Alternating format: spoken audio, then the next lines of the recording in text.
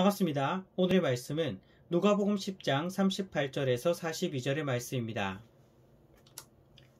그들이 길 갈 때 예수께서 한 마을에 들어가심에 마르다라 이름하는 한 여자가 자기 집으로 영접하더라. 그에게 마리아라 하는 동생이 있어 주의 발치에 앉아 그의 말씀을 듣더니 마르다는 준비하는 일이 많아 마음이 분주한지라. 예수께 나아가 이르되 주여, 내 동생이 나 혼자 일하게 두는 것을 생각하지 아니하시나이까. 그를 명하사 나를 도와주라 하소서. 주께서 대답하여 이르시되 마르다야 마르다야, 내가 많은 일로 염려하고 근심하나 몇 가지만 하든지 혹은 한 가지만이라도 족하니라. 마리아는 이 좋은 편을 택하였으니 빼앗기지 아니하리라 하시니라. 아멘.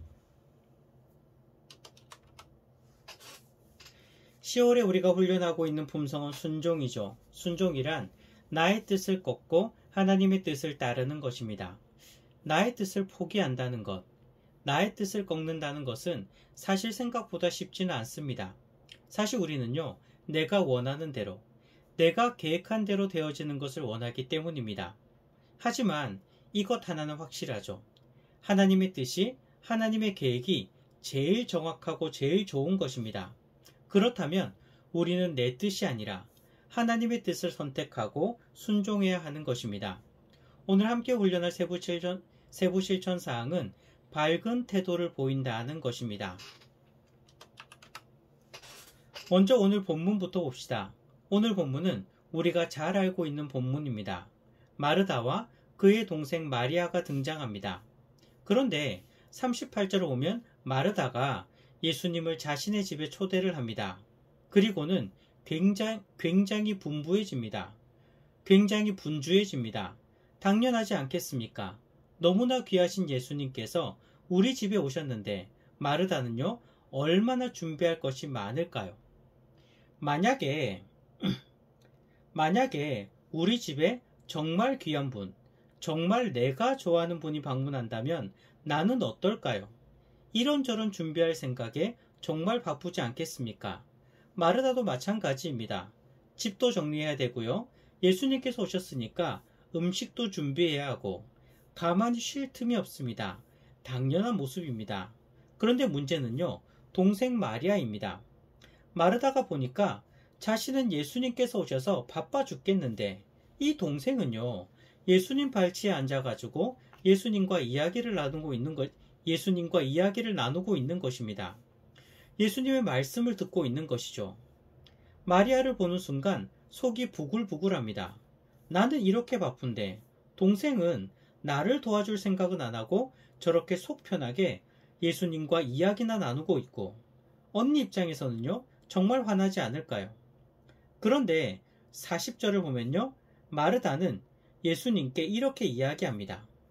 예수님, 저 철없는 동생 혼내주세요. 언니 혼자 이렇게 바쁜데 동생 혼자 저렇게 여유 부리지 말고 가서 언니 좀 도와주라고 저 동생을 좀 혼내주세요. 마르다의 이러한 이야기가 당연히 이해되지 않습니까? 우리 같아도요, 얼마나 동생이 얄미울까요? 그런데 예수님의 반응은 뜻밖입니다. 그런데 예수님의 반응은요, 뜻밖의 이런 말씀을 하십니다.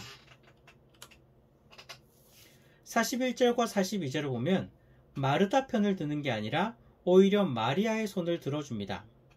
마르다야, 네가 참 분주하지만, 참 바쁘지만 지금 중요한 것은 일하는 것이 아니라 예수님 말씀 듣는 게 더 중요하지 않겠느냐.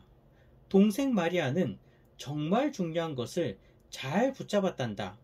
그렇게 말씀하시면서 오히려 마리아의 손을 들어준 것입니다. 오늘 말씀을 통해서 주시는 가장 중요한 메시지가 무엇일까요? 이리저리 삶에 바쁘다 보면 정말 중요한 것은 놓칠 수 있다는 것입니다. 예수님께서 우리 집에 오셨는데 예수님 대접할 준비하는 것이 물론 중요하긴 합니다. 하지만 더 중요한 것은요, 이 귀한 기회에 예수님의 말씀을 듣는 것입니다. 그 귀하신 예수님께서 지금 우리 집에 계시는데 예수님 말씀 들을 기회를 놓치고 일만 실컷 대접만 하다가 예수님께서 그렇게 가시고 나면 마르다는요, 가장 중요한 것, 예수님 말씀 듣는 것을 놓치게 되는 것입니다. 그냥 열심히 일만 한 것이지요. 예수님 말씀을 가장 가까이서 들을 수 있는 이 귀한 기회를 그냥 놓쳐버린 것입니다. 그렇습니다. 분주하다 보면요, 정말 중요한 것을 놓칠 수 있습니다. 지금 내가 하는 일이 중요할 수도 있습니다. 하지만 이 일에 푹 빠져 있다 보면 더 중요한 것을 놓치게 될 수도 있다는 것입니다. 지금 하는 일을 하지 말라는 건 아닙니다. 이것도 붙잡아야 됩니다. 그러나 더 중요한 것을 놓치고 있지는 않는지 우리의 삶을 돌아봐야 하는 것입니다. 여기서 또 한 가지를 묵상하려 합니다. 마르다는요, 바삐 일한다고 제일 중요한 예수님 말씀 들을 수 있는 기회를 놓쳤습니다. 하지만 마르다가 놓친 게 이것뿐일까요? 오늘 본문을 다시 보시기 바랍니다. 40절을 보면요, 마르다는 동생 마리아를 보면서 화가 납니다. 짜증이 납니다. 나는 이렇게 바빠 죽겠는데 내 동생은 어떻게 저렇게 한가하지? 그렇게 생각하니까 마음속에서 막 짜증이 올라옵니다. 예수님께 동생 좀 혼내달라고 말할 정도니 마리아의 마음속에는 얼마나 짜증이 났을까요? 얼마나 화가 났을까요? 그런데 여기서 또한 중요한 게 있습니다.